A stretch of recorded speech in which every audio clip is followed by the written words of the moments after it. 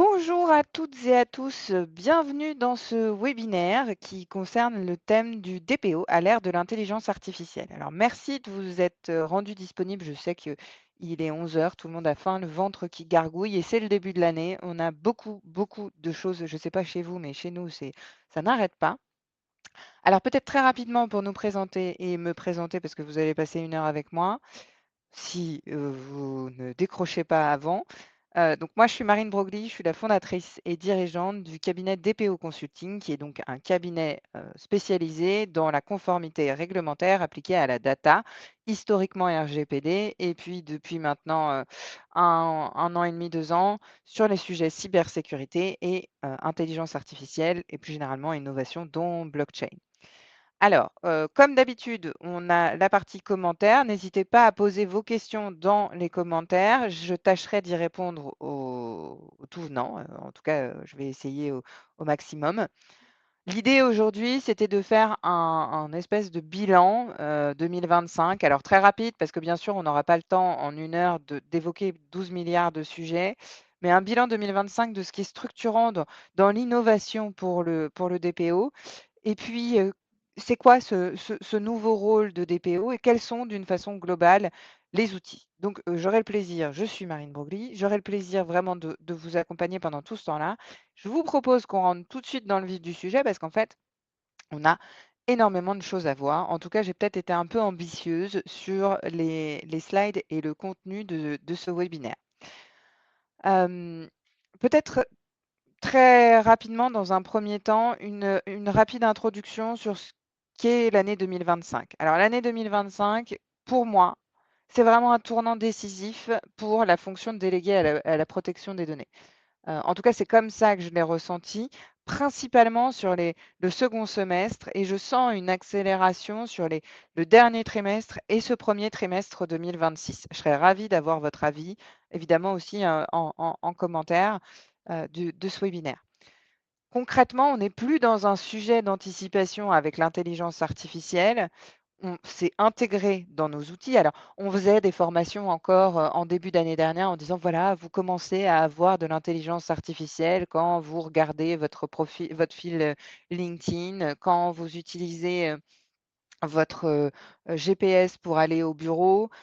Tous ces moments-là, voilà, on commençait à dire: «Bah, ça se généralise l'IA».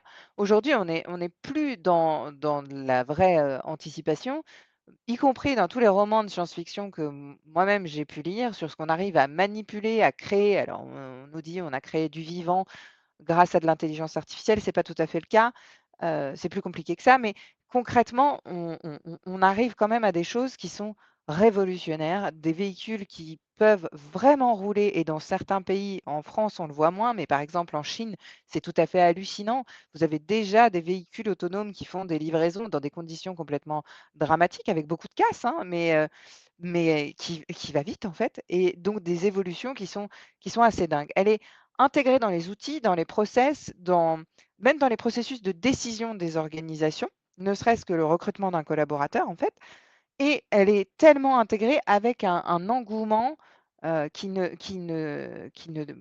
pour l'instant ne ne s'arrête pas et quand je dis: «s'arrête pas», alors qu'on a quand même du bruit de fond disant: «Bah, le ROI aujourd'hui en matière d'intelligence artificielle, il n'est pas vraiment là».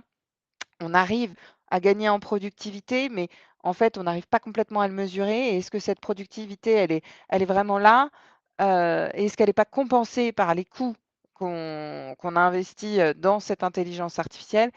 J'ai envie de vous dire que l'avenir nous le dira, mais là, on a quand même une vraie accélération. Donc l'idée, c'est vraiment ici de faire une lecture des enseignements 2025 et de voir un petit peu à quoi on peut s'attendre sur 2026 et qu'est-ce qu'il faut s'attendre sur 3 éléments? D'abord, le fait que le rôle du DPO a beaucoup évolué en 2025. Ne serait-ce que sur de la jurisprudence, vous allez le voir, on a un changement de paradigme assez important. On verra ensuite les perspectives pour 2026 et puis on fera ce dernier, focus sur l'ère du DPO augmenté. Qu'est-ce que ça veut dire d'ailleurs? Est-ce que ça existe, ce DPO augmenté? Voilà, donc c'est un petit peu l'idée d'aujourd'hui. Donc dans un premier temps, Revenons sur ce rôle qui a beaucoup évolué en 2025. À nouveau, je ne vais pas revenir sur tout ce qui s'est passé et toutes les décisions qui ont pu être prononcées, tous les textes qui ont pu être validés, mais ce qui est assez sûr et certain, c'est qu'on a désormais au sein de l'Union européenne une réglementation qui est alors solide, parfois contradictoire, et c'est tout l'objet de ce fameux digital omnibus, on va y revenir un petit peu après pour essayer d'harmoniser tout ça et de simplifier tout ça. Mais en tout état de cause, le RGPD, le DPO n'est plus l'architecte du RGPD seul. Il est contraint de prendre en considération des réglementations qui sont beaucoup plus larges. Alors, est-ce que ça fait de lui un juriste? Pas nécessairement. Est-ce que du coup, il faut forcément être juriste pour être DPO? J'ai pas du tout envie de vous dire ça. Ça va dépendre de la structure de l'entreprise et de son organisation et de sa taille.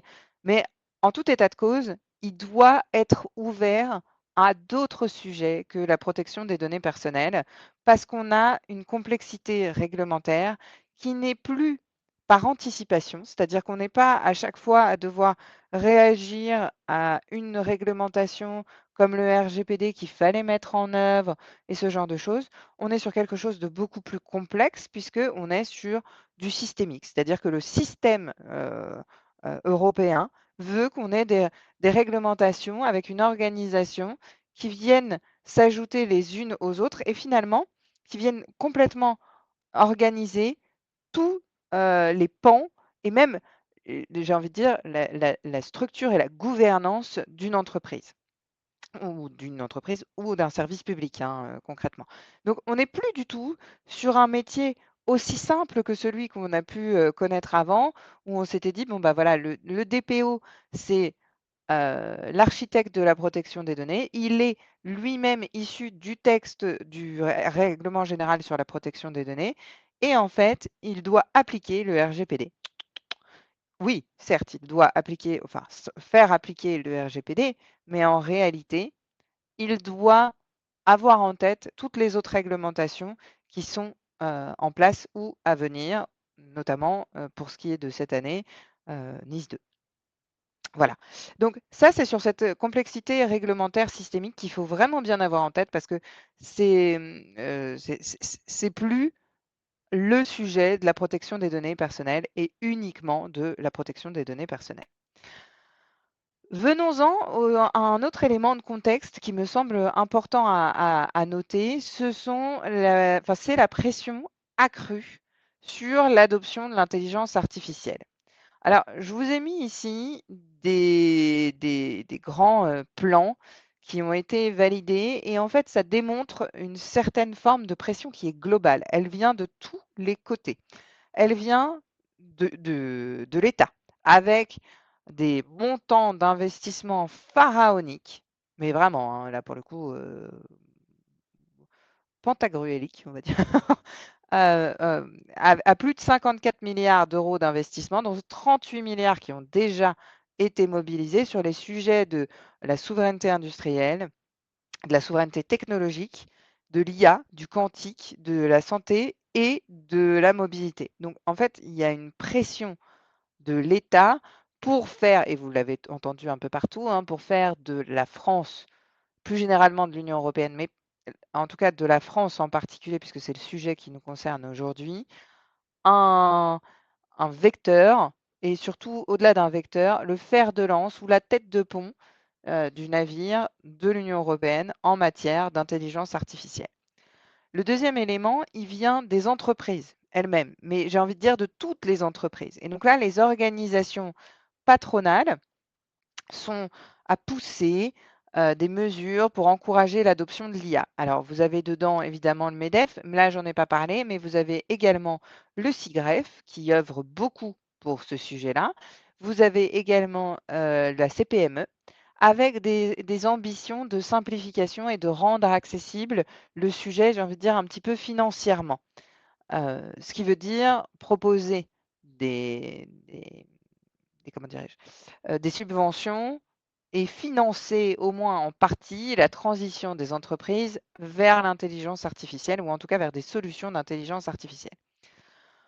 Aujourd'hui, je pense que vous le sentez tous et vous l'avez tous vu, là, on a des perspectives d'adoption de l'IA pour 2026. Alors ce sont des chiffres qui sont produits par Numéum avec, des ambitions pour 2026.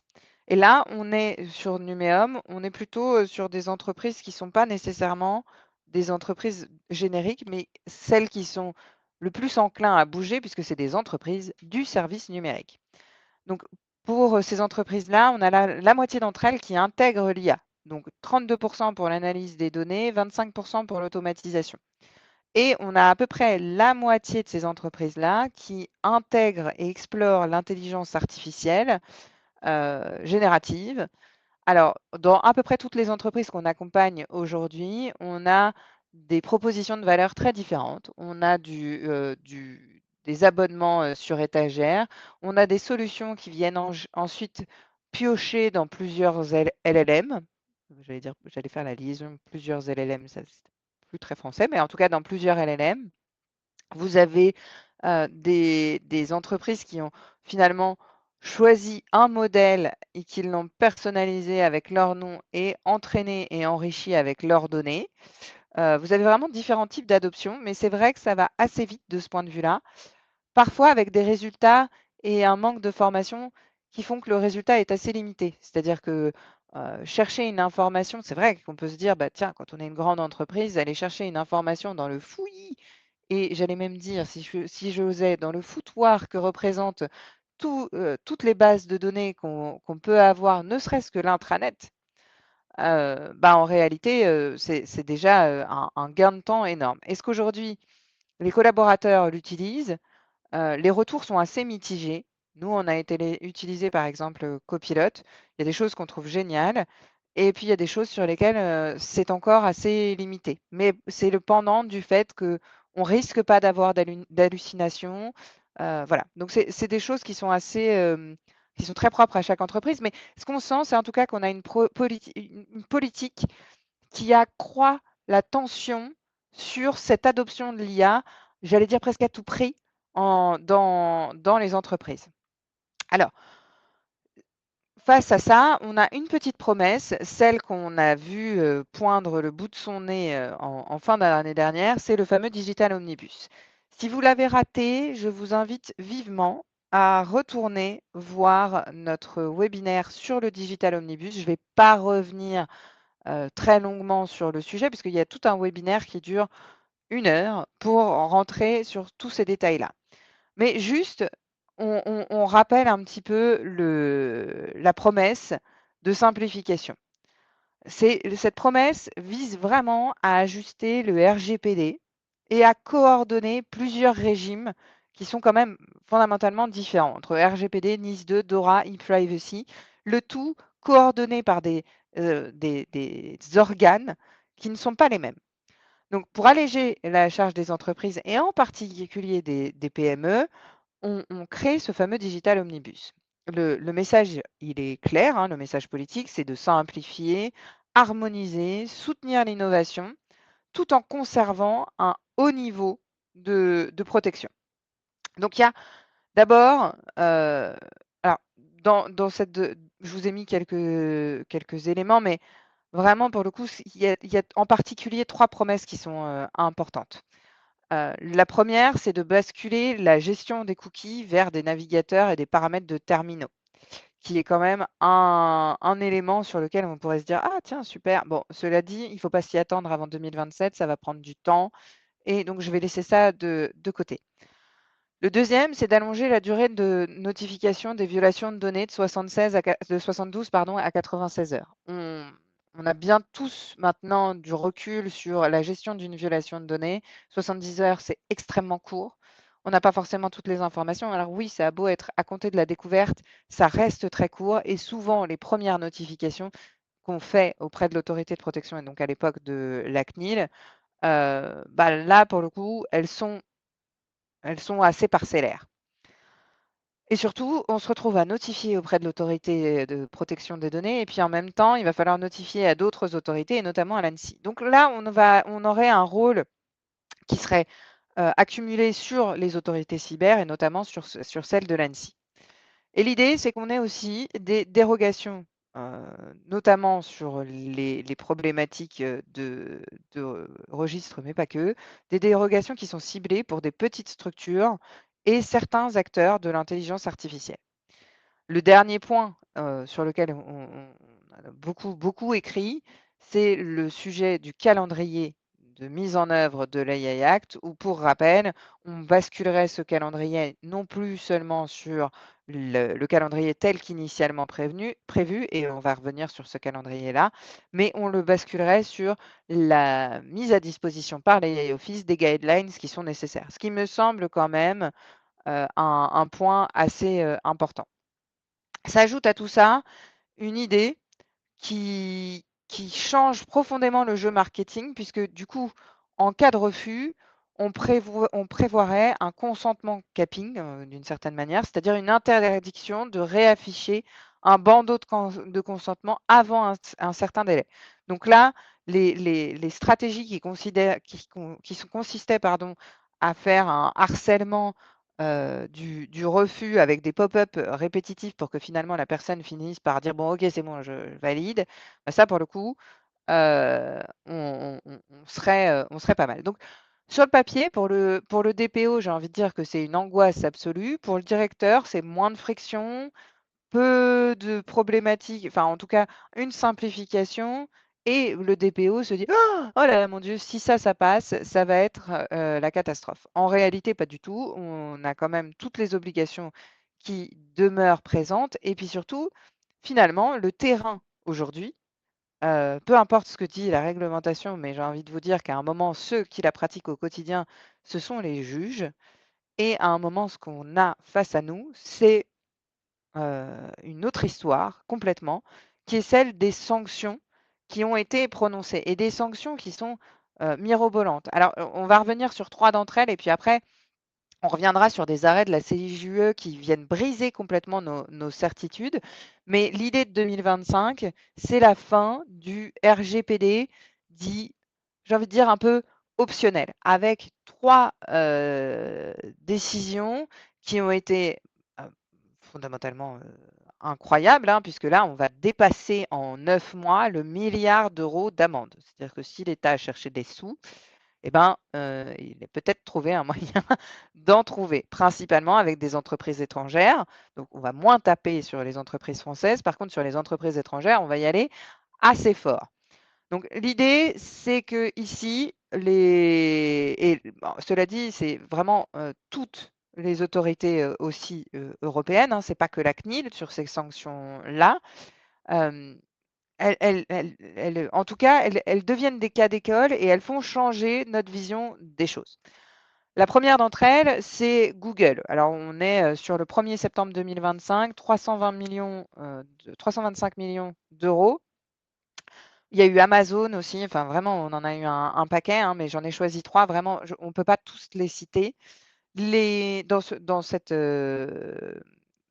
affaire, on a, la CNIL avait qualifié les interfaces de prospection électronique sans opt-in valides, et d'utilisation de design trompeur et donc du coup, elle a combiné des manquements e-privacy et du RGPD. En fait, on avait des publicités pour rappel, hein, très rapidement parce que on les a déjà évoquées dans les webinaires d'actualité précédemment.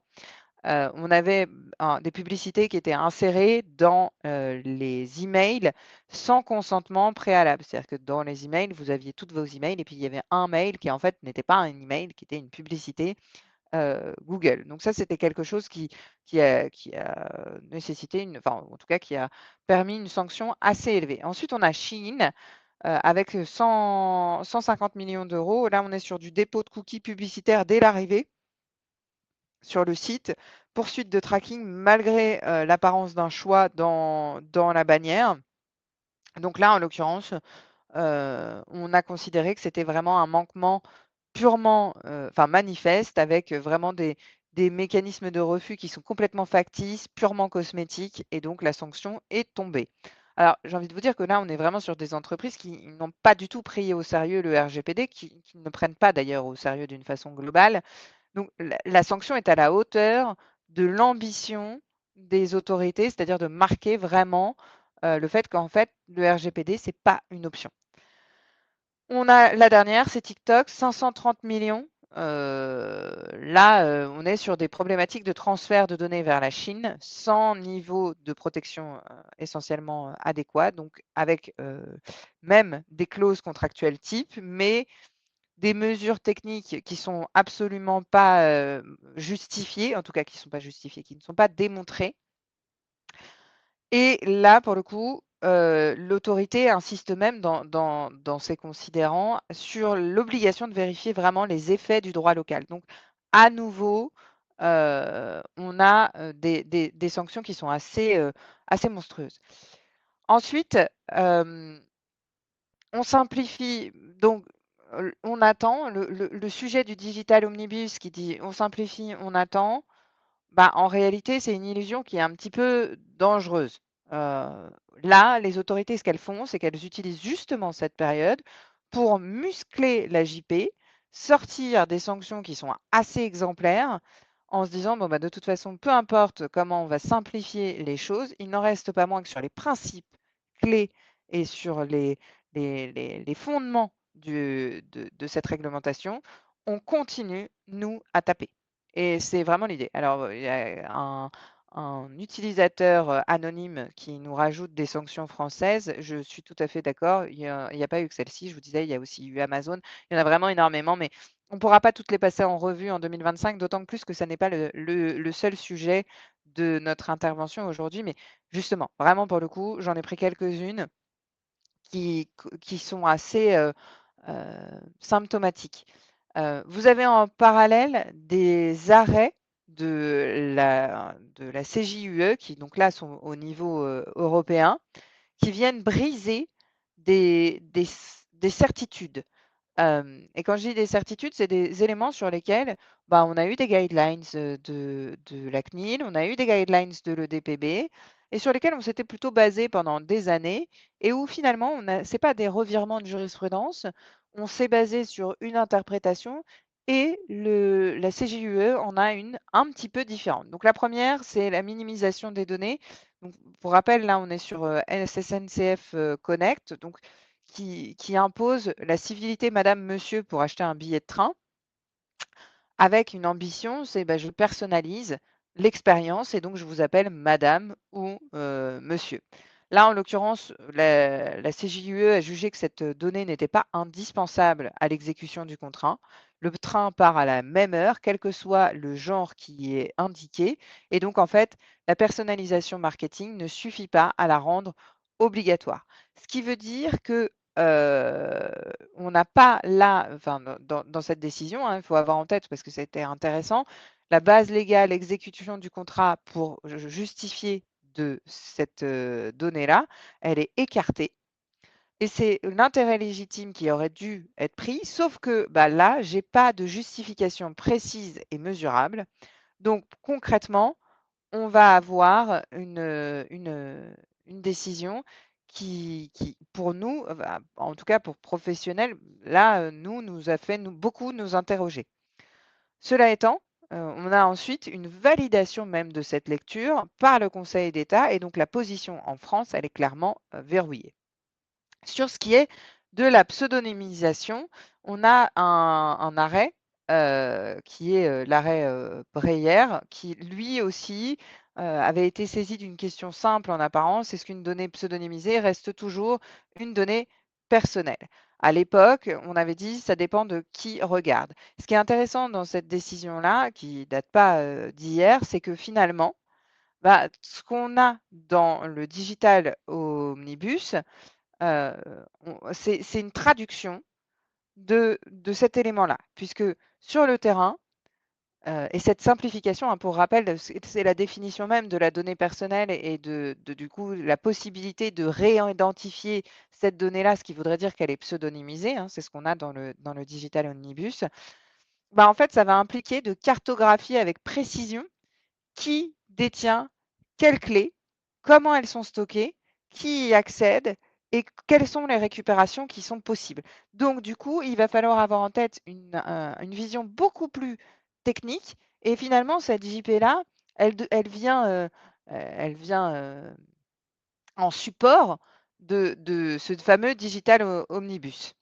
Euh, donc là, la doctrine qui émerge un petit peu avec ça, c'est que la donnée personnelle, c'est plus une propriété qui est absolue, c'est une fonction du pouvoir de réidentification de chaque acteur. Et ça change quand même complètement la façon dont on doit construire nos systèmes et notre organisation en matière de protection des données. Donc ensuite, on a Intelligo Media. Alors celle-ci, elle est plus, je dirais pas qu'elle est plus ancienne. Là, pour le coup, la question, c'était de savoir si on avait une newsletter commerciale qui peut être envoyée à un client existant sans consentement du RGPD. Et donc là, on avait accepté le soft opt-in de la directive e-privacy, qui aujourd'hui, je vous rappelle, n'est toujours pas là, hein, avec, à partir du moment où j'ai une relation commerciale préalable, des produits analogues et une possibilité de se désinscrire facilement. Mais c'était différent de ce qui était écrit dans la lettre du texte du RGPD. Donc là encore, c'est venu un peu bousculer notre vision des choses. Et on n'a pas fini puisqu'effectivement en 2024, on a eu Rusmedia qui était une place de marché qui hébergeait des annonces contenant des photos et des données sensibles d'une femme qui avait été publiées sans son consentement. Et lui disait, bah, en fait, moi je suis hébergeur technique, je suis simple intermédiaire neutre et donc je bénéficie du régime de la directive e-commerce. Et là, en fait, la CJUE a dit, ben, concrètement, pas du tout, parce qu'à partir du moment où vous avez défini la structure des annonces, les catégories, la durée de publication, les critères de classement, que vous avez même monétisé la publication de ces annonces, ben, en fait, vous devenez responsable de traitement.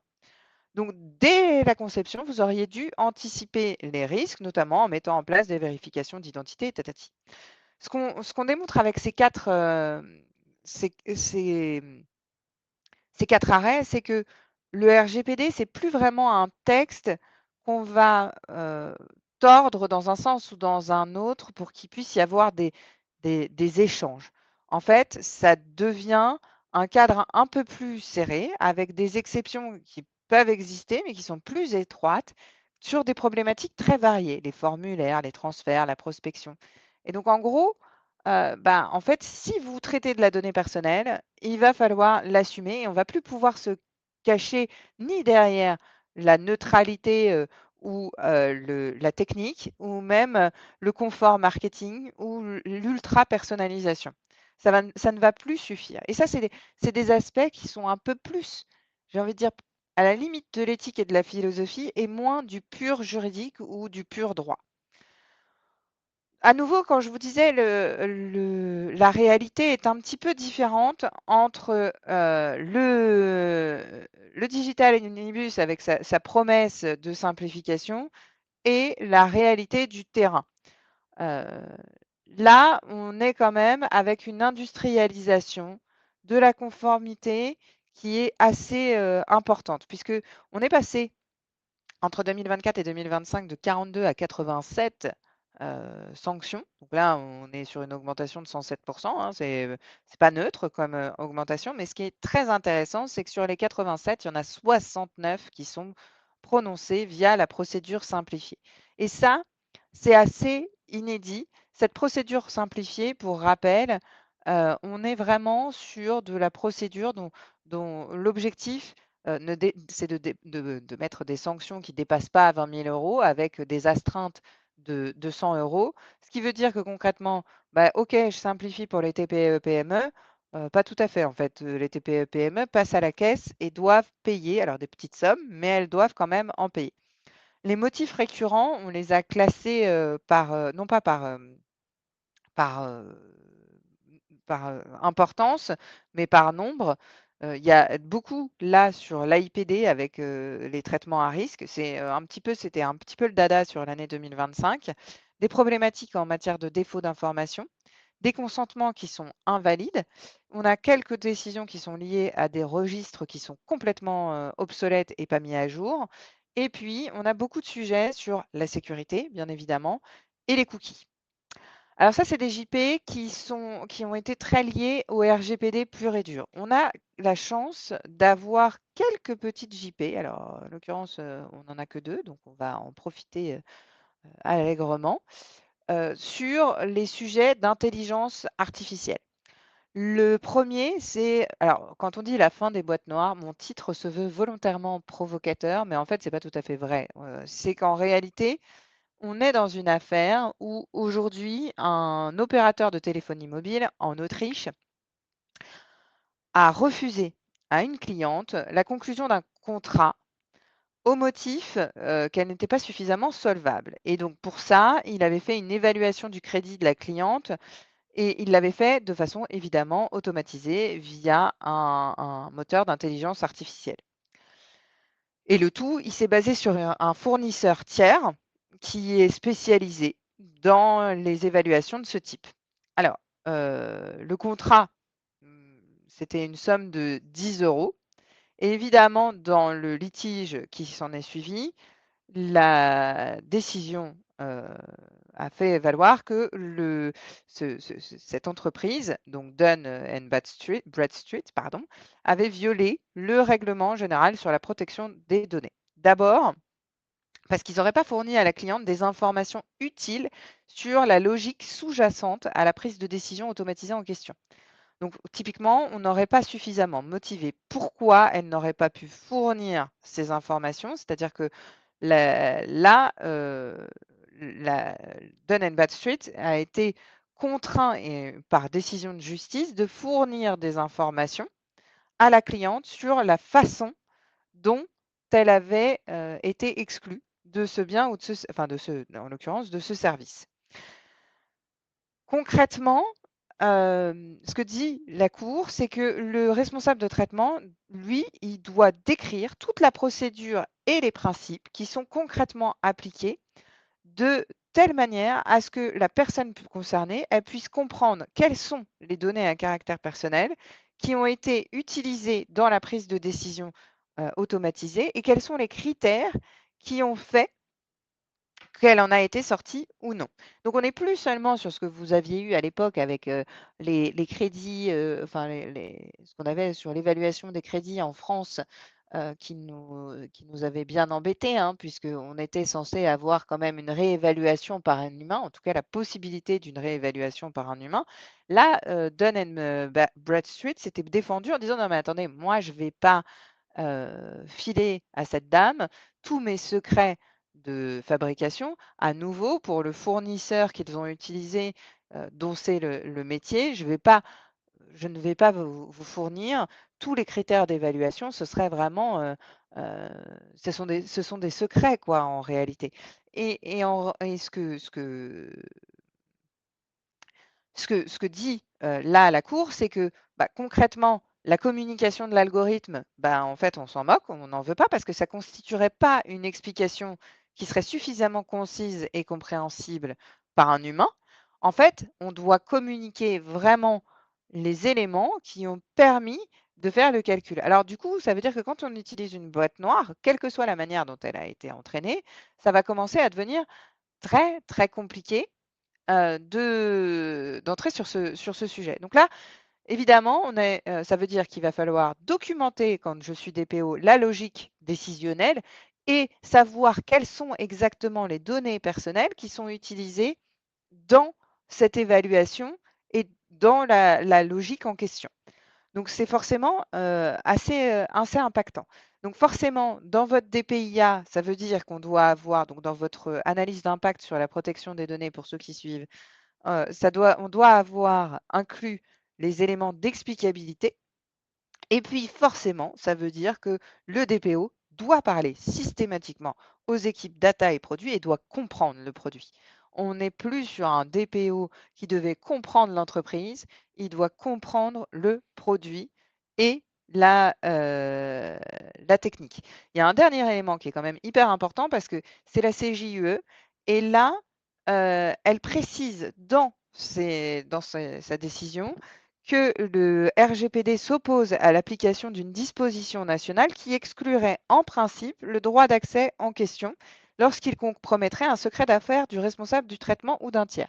Ce que ça veut dire concrètement, c'est qu'on ne pourra plus opposer le secret des affaires qui existe par exemple en droit français en disant bah non, en réalité, le RGPD exclut l'application de ce fameux secret des affaires. Donc c'est effectivement très très très fort et ça a des implications qui sont quand même pas neutres à avoir en tête. Il y a une dernière décision dont je voulais vous parler et puis après j'arrête de vous saouler sur les décisions, ça fait un petit moment qu'on y passe. C'est la fameuse obligation d'information.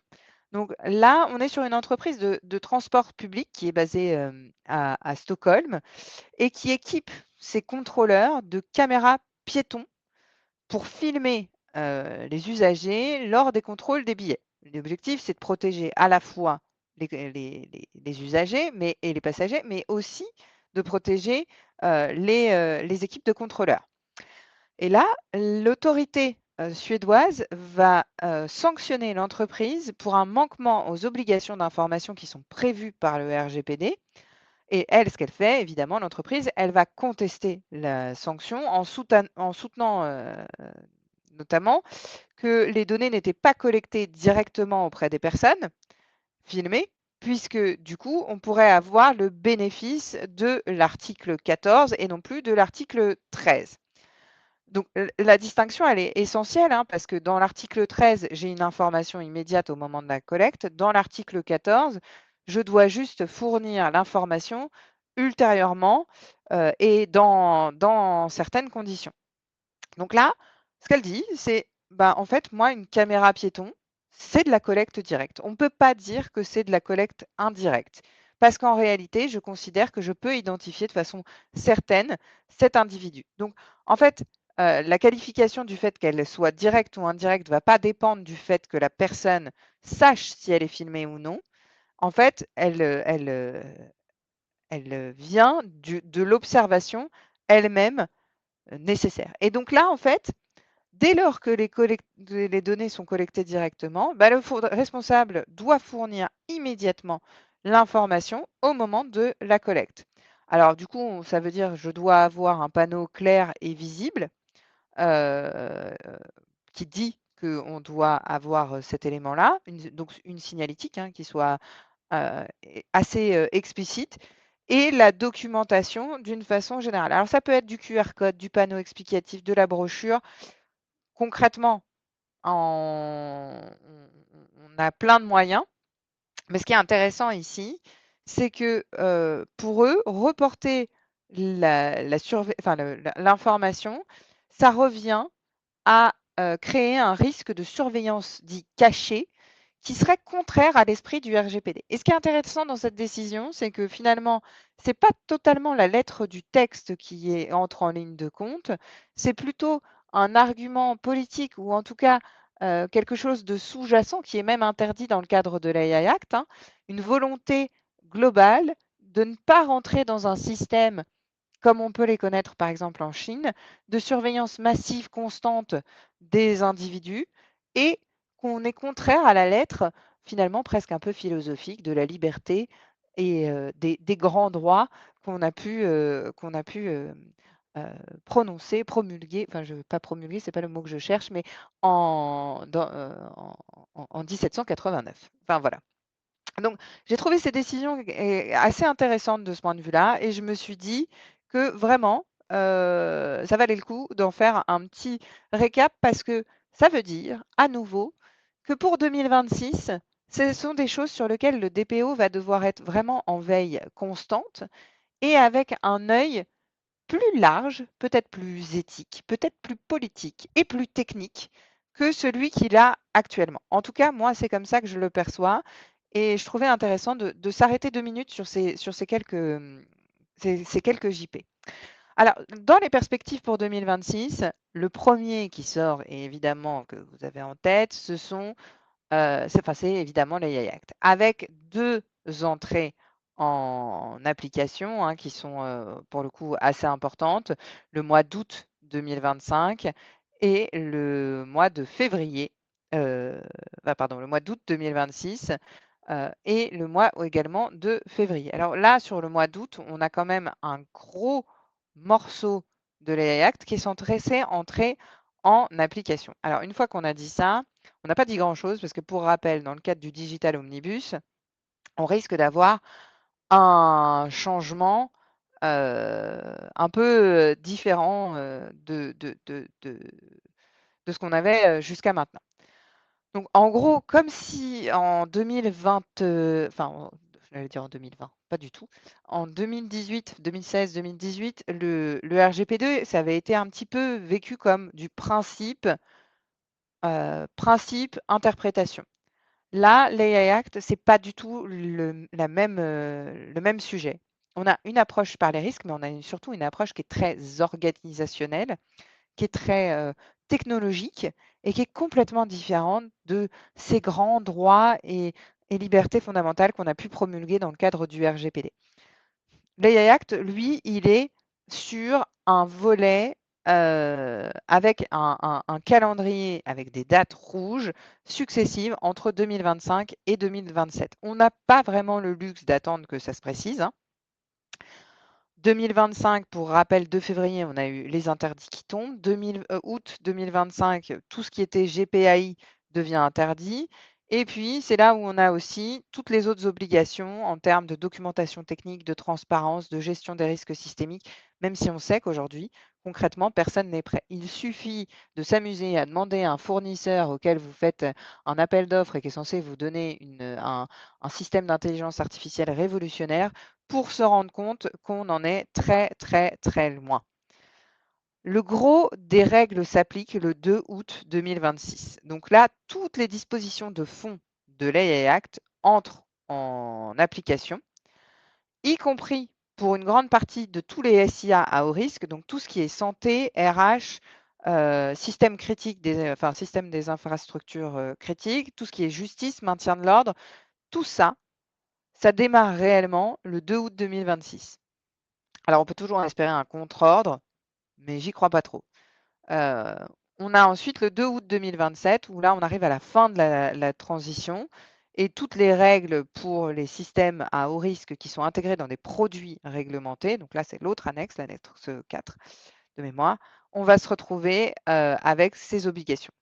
Avec, du coup, tous ceux qui n'auront pas anticipé, parce que là, il y a cette espèce de course à l'IA sur des projets, dans tous les sens, forcément, vont se retrouver un peu dans la panade. Donc ce qu'il faut pour les DPO à lancer, obligatoirement dès maintenant, c'est un certain nombre d'actions, dont, celles que je vous ai mis là. La première d'entre elles, c'est les registres des systèmes, d'IA et pas seulement des traitements. Et donc là, vous pouvez avoir des SIA qui ne traitent pas de données à caractère personnel ou qui traitent des données complètement anonymisées ou pseudonymisées. Donc dans ces cas-là, vous allez être en doute.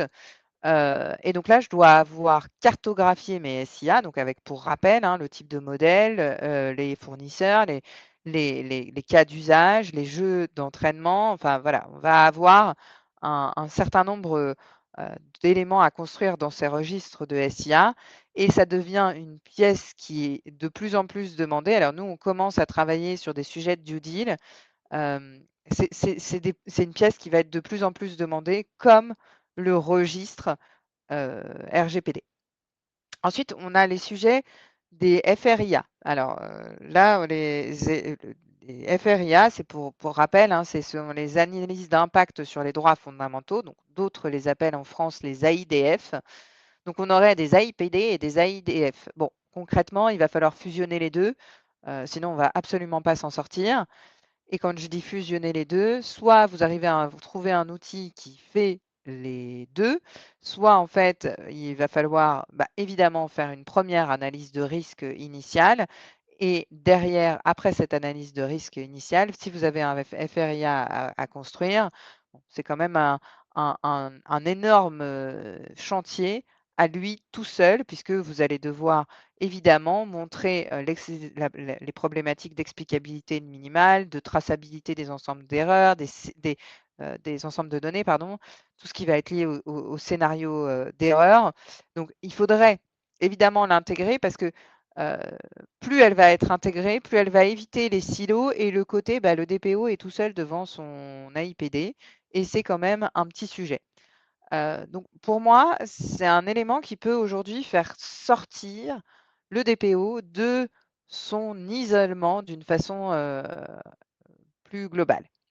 Ensuite, l'AI Act renvoie beaucoup à des exigences de sécurité et surtout à des exigences de gouvernance qui étaient déjà présentes dans d'autres textes, mais j'ai envie de dire, non pas dont tout le monde se moque parce que c'est pas vrai, mais qui sont pas forcément prises à leur juste, niveau. Heu, donc là, dès que on va être sur des données qui sont sensibles ou critiques, toutes les questions vont être communes entre NIS2, DORA, heu, RGPD, AI Act. Les questions sont vraiment communes. Donc en fait, à partir de ce moment-là, il va falloir que le DPO, se pose en lien entre ces 3 sujets et soit capable de les gérer. Alors quand je dis se pose, peut-être que ce ne sera pas lui, on va y revenir un petit peu plus, en détail. Il y a un autre élément qui est important à avoir en tête, avec l'avènement de l'intelligence artificielle et de l'AI Act notamment, c'est, les 3 éléments que j'ai mis là et en fait, finalement, la montée en puissance de la responsabilité qui est liée au système d'intelligence artificielle. Elle s'alourdit et elle s'alourdit de façon, là encore systémique. Concrètement, on va passer de la conformité documentaire à une responsabilité clairement. C'est-à-dire que là, vous ne pouvez plus vous poser la question de ah bah tiens, je vais juste avoir une sanction de l'autorité de protection des données. Non, vous avez une responsabilité. Alors, il y avait déjà une responsabilité pénale, mais là, on va ajouter une responsabilité pénale et une responsabilité civile, l'atteinte à à la réputation. Et évidemment, du contentieux et du contentieux en masse, d'autant plus que l'AI Act prévoit dans ses dispositions, alors j'ai un trou sur l'article, mais enfin sur le numéro de l'article exact, mais une responsabilité en cascade pour tous les dommages qui étaient prévisibles et que vous auriez dû anticiper dans vos analyses de risque. Si c'était prévisible, même si c'est du dommage indirect, vous aurez à le réparer. Donc, on va avoir un contentieux qui va pulluler, qui est quand même assez monstrueux et qui doit faire prendre conscience des risques de façon complètement différente. Le deuxième sujet, c'est la traçabilité et l'auditabilité. Alors, ça devient non plus des nice to have, mais ça devient les vrais nouveaux standards. Il faut pouvoir reconstituer des décisions qui sont algorithmiques, expliquer concrètement des choix techniques, démontrer des arbitrages qui sont réalisés.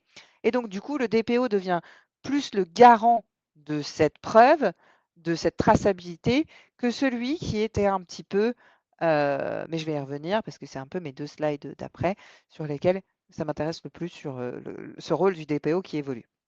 Et puis en fait, enfin, la responsabilité, là, vous le voyez, elle est partagée. Bien qu'on ait des derniers arrêts, notamment celui du 22 septembre dernier, là, décembre, pardon, c'était 22 décembre et pas septembre, j'ai fait une coquille, qui allait dans le sens d'une responsabilité, heu, vraiment partagée, où on va aller chercher la responsabilité du sous-traitant, du fournisseur. On va aussi aller chercher celle du déployeur, celui qui a mis à disposition l'outil. Personne en réalité n'est à l'abri et on considère cette chaîne comme une seule et unique chaîne. Donc tout le monde devient concerné par le sujet. Les équipes métiers, IT, data, évidemment juridique et conformité et finalement il y a quand même des gros impacts, sur le métier du DPO. D'abord, les approches traditionnelles, elles vont montrer leurs limites. Donc tous les outils que vous utilisez qui sont assez classiques de registres, de DPO, de DPIA, qui sont ponctuels, bah, on est là sur des systèmes qui sont hyper évolutifs avec des modèles qui sont des modèles tiers, des usages qui sont multiples, changeants. Le registre tel que vous l'aviez construit, en fait, il va montrer une certaine forme de faiblesse là. Ça marche pas, ça matche pas avec ces nouveaux projets. Alors tant qu'ils sont mineurs et qu'il y en a que 3-4, bah, finalement, tout ça continue à très bien rouler. Mais en réalité, d'ici 2030, ça n'existera plus comme ça. Ensuite, ce qui change, c'est que la documentation, elle est plus initiale. C'est pas je fais mon audit, j'ai fait une carto et puis voilà, après, j'ai juste à la mettre, à jour de temps en temps. Non, là, en fait, la documentation, elle est continue. Vos analyses d'impact, elles deviennent évolutives. La documentation, elle est complètement liée au cycle de vie d'un projet IA, y compris la phase de déploiement, y compris la phase de setup. Donc vraiment, pour le coup, vous êtes dans une organisation qui, en plus, doit démontrer une gouvernance un petit peu différente. Et évidemment, pour moi, là, l'outil du DPO, il devient totalement indispensable. D'abord parce que la volumétrie va très vite augmenter. Ensuite, parce qu'il va falloir assurer la traçabilité. Ah bah oui, je t'avais dit ça, mais non, je t'avais dit ça. Et puis, non, il faut tout tracer là. Et ensuite, préparer les audits. Alors, l'outil ne va pas remplacer l'analyse juridique, mais il n'empêche enfin, que là, il va falloir vraiment s'outiller. Et la gouvernance, pour moi, c'est la fin du DPO isolé. En tout cas, s'il prend le sujet de l'IA et s'il prend vraiment la mesure de son nouveau rôle et qu'il ne reste pas à se cantonner sur les sujets de pure protection des données, là, pour le coup, le DPO, il va avoir une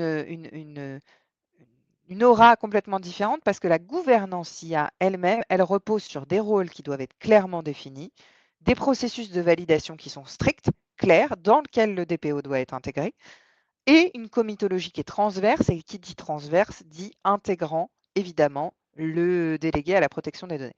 Donc moi, je suis assez convaincue globalement du fait que le DPO, bah, son rôle va complètement changer. Hier, il était le garant de la conformité, qui était vraiment orienté défensif, hein, c'est-à-dire qu'il était tourné plutôt vers le contrôle, la réduction du risque, mais avec vraiment un rôle qui était plutôt défensif. Un peu comme le RSSI a été vu pendant très très longtemps. Aujourd'hui, si le DPO est assez malin et qu'il arrive à bien se positionner, il devient vraiment, et il peut devenir très facilement, avec une gouvernance adaptée, l'architecte de confiance du numérique global. Et là, il y a 5 chantiers majeurs à coordonner sur lesquels je n'aurai pas le temps de m'apesantir malheureusement parce que je vois que le temps file très rapidement. Mais d'abord, il va falloir qu'il coordonne toutes les imbrications entre IA et RGPD. Donc, évidemment, tenir le registre, les systèmes, les modèles, s'assurer de la minimisation des données, tout ça, ça va rester son fil rouge. Il va devoir évidemment travailler main dans la main avec le RSSI. Vous me direz que ces deux premières parties, bah, jusqu'à maintenant, c'est plutôt les sujets sur lesquels le DPO était. Ce qui est très différent et qui change pour moi radicalement la donne, c'est le fait qu'il va devoir maintenant contribuer finalement au catalogue des données, à leur classification, à la traçabilité des flux, à la gestion des cycles de vie. Jusqu'à maintenant, finalement, il pouvait rester un peu à distance et ne pas maîtriser ces aspects-là. Là, aujourd'hui, il n'a pas trop le choix. Il va aussi intervenir d'une façon plus globale dans un rôle plus générique. Soit il va finir avec un binôme en orchestrant la conformité AI Act, soit il va récupérer finalement toute la globalité avec la gestion des risques éthiques et la gouvernance des modèles. Et là, bah, en fait, c'est l'évolution vers un nouveau rôle. Pour moi, la position qui change radicalement, c'est celle-ci.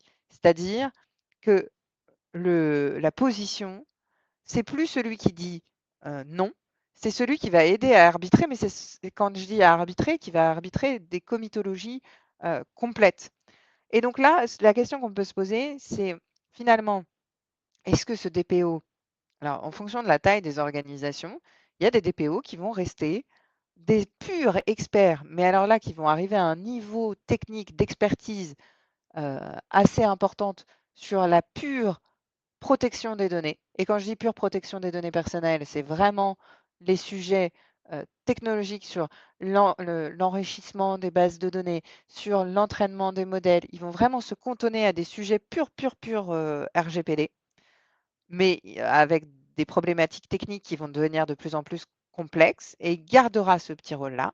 Soit il arrive à évoluer vers des il arrive d'ailleurs ou il n'y arrive pas, parfois ça ne sera pas souhaitable, ça dépend de la taille de la structure, vers des rôles qui sont un peu plus génériques, d'AI officer, de digital ethics officer ou de data compliance officer. Ces 3 notions, bah, là pour le coup, ne permettent pas d'organiser exactement le même métier en dessous, hein.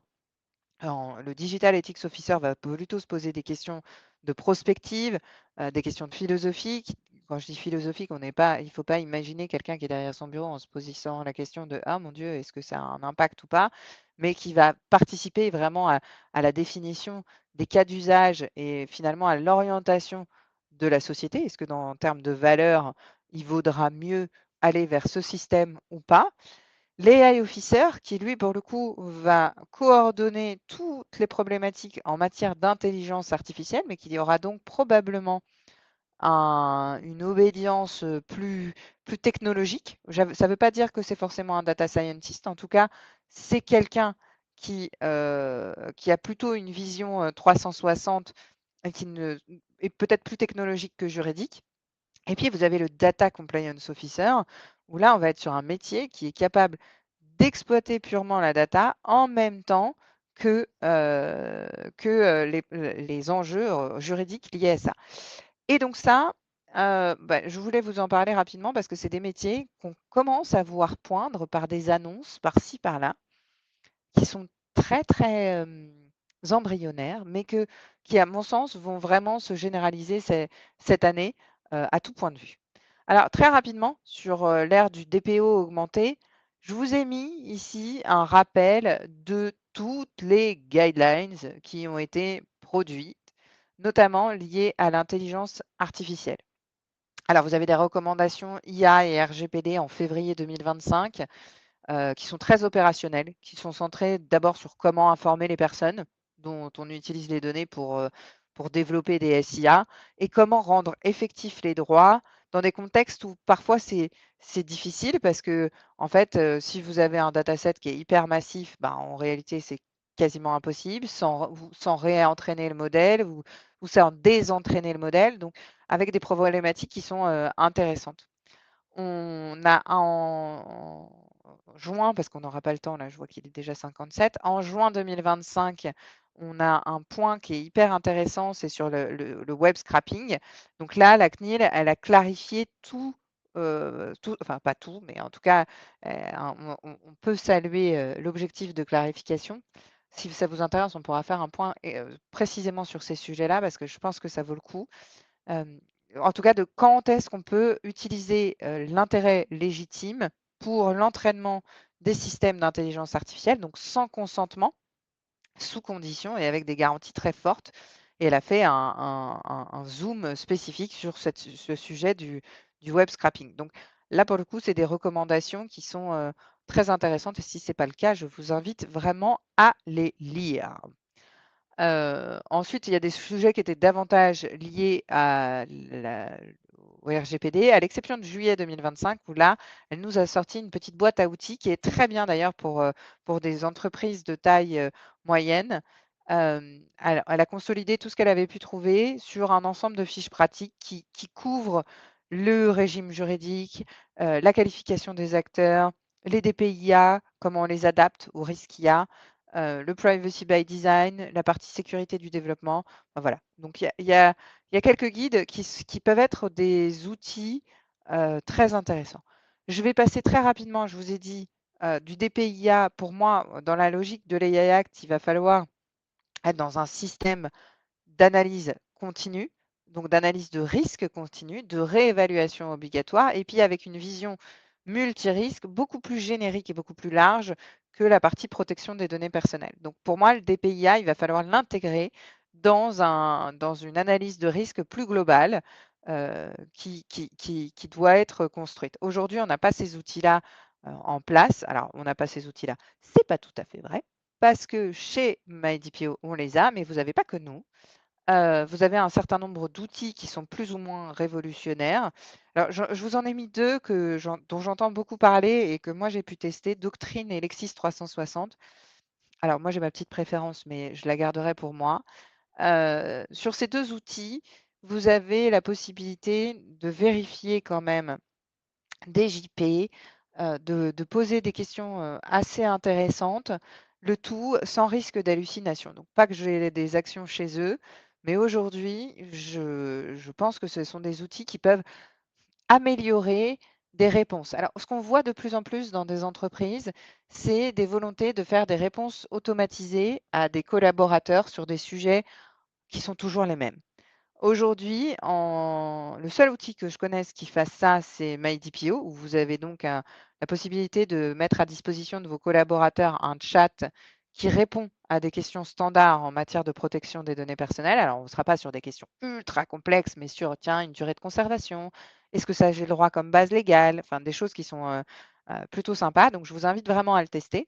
Et puis, vous avez 2 autres outils qui sont intéressants, c'est Heuristic AI et Credo AI, mais alors pour l'instant qui sont que disponibles dans des versions anglaises, enfin en anglais en tout cas, les boîtes ne sont pas anglaises. Et ces 2 structures permettent de faire des analyses de risques un peu élargies en matière d'intelligence artificielle. Donc ça, c'est des outils, ils ne sont pas tous révolutionnaires, mais ils ont le mérite d'exister et je pense que ça vaut le coup. Je vous ai mis ici 2-3 autres outils, notamment, moi je vais beaucoup, sur l'OCDE et sur Stanford, parce que c'est là, sur de la prospective et de la recherche, qu'on a les nouvelles tendances. Alors évidemment, vous avez les référentiels, hein, que vous devez maîtriser, les ISO, les NIST, voilà. Mais vous avez aussi, pour tout ce qui est, moi, documentation du risque, je me renseigne beaucoup sur les universités. Alors, il y a bien sûr Harvard, mais celle sur laquelle je trouve le plus d'informations aujourd'hui, c'est le Stanford et puis le MIT, sur lequel il y a aussi beaucoup d'infos. Je vous invite vraiment à aller lire tout ça. Voilà, bah, j'ai terminé parce que je vois qu'on dépasse l'heure. Vraiment, je vous remercie beaucoup pour votre écoute aujourd'hui. J'espère que ces quelques éléments vous ont donné des pistes sur le rôle du DPO demain, ce qu'il allait pouvoir faire et la façon dont son rôle peut évoluer. Euh, voilà, moi, je vous remercie beaucoup pour votre écoute. Si vous avez évidemment des questions, on reste à votre disposition. Et il me reste alors à vous souhaiter une excellente journée. Et puis surtout, j'ai complètement oublié en début de webinaire, je vous souhaite une très, très belle journée et je vous dis à très bientôt. Ah, je vois quelques petits messages. Merci, c'est gentil pour les éléments. Et je vois une petite question sur le Shadow AI reste importante pour les organisations et quel pourrait être le rôle des DPO pour alerter les responsables de traitement. Alors, ça, sur le Shadow AI, il y a des super formations qui existent. Je pense que le mieux, alors vous allez me dire c'est trop facile, de faire intervenir un tiers pour expliquer quels sont les enjeux juridiques et les risques juridiques associés. Mais en fait, pour moi, il faut forcément que vous arriviez à avoir, que ce soit un tiers ou vous, à intervenir dans un CODIR ou dans un COMEX pour présenter les risques et les enjeux de cette nouvelle réglementation. C'est des moments où en plus, comme vous allez parler de systèmes d'intelligence artificielle qu'ils regardent au quotidien, et qu'ils utilisent au quotidien, bah, en fait, c'est des moments où vous allez avoir des prises de conscience qui peuvent être, importantes. En tout cas, nous, c'est beaucoup comme ça que ça marche, aujourd'hui. Voilà. En tout cas, merci beaucoup. À nouveau, j'ai complètement oublié, très, très belle année 2026. Je vous souhaite vraiment à toutes et tous le meilleur pour cette nouvelle année et puis on se retrouve, au début, comme on est un peu tard là sur ce premier webinaire, on se retrouve au début du mois de février pour un prochain webinaire. Abonnez-vous à notre page, abonnez-vous à notre page, YouTube si vous voulez suivre les prochains webinaires et on aura le plaisir de vous y retrouver. En tout cas, moi ou une personne de mon équipe. Voilà, je vous souhaite une très belle journée et à très bientôt. Et puis, à nouveau, prenez soin de vous.